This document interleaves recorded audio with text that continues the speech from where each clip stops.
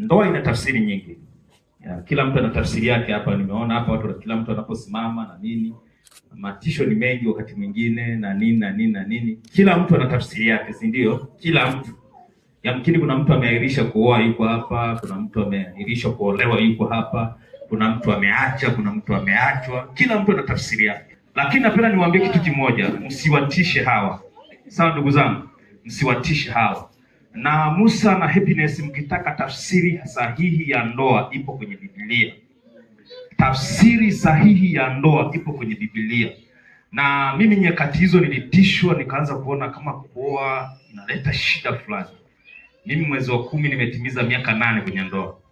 Kwa hiyo nilitishwa huko nyuma, nikatishwa na nikaona watu wanavyoachwa, wanavyoachika, wanavyovurugwa, nikaona mambo ni mengi. Nataka kusema nini? Kama alivyosema kweli, ndoa haina mkubwa, haina mdogo. Unaachwa na unatembea na fimbo, unaachwa hivi unaona.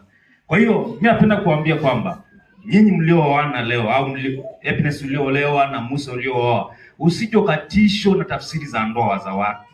Usitishwe na mtu yeyote kwamba ndoa iko hivi na juu. Kila mtu anataka mambo yake, yaani ya kwake anataka kuingiza kwake. Kila mtu ana mambo yake. Sasa nataka kukuambia nini? Kwamba ndoa yako itafute kwenye Biblia. Ndoa sahihi iko kwenye Biblia. Ndio maana ukisoma kwenye Mwanzo akasema Mungu akaona si vema mtu awe peke yake. Mtu kwenye Biblia ni mwanaume. Asiwe peke yake, akamtafutia msaidizi. Na sio hivyo tu, kwa mwanamke akasema atamwacha baba yake na mama yake, anabarana na nani? Na mume wake. Kama Mungu aliona hivyo, sisi huku tu tunaleta tafsiri zetu. Tunaleta tu mambo yetu na vitu vyetu.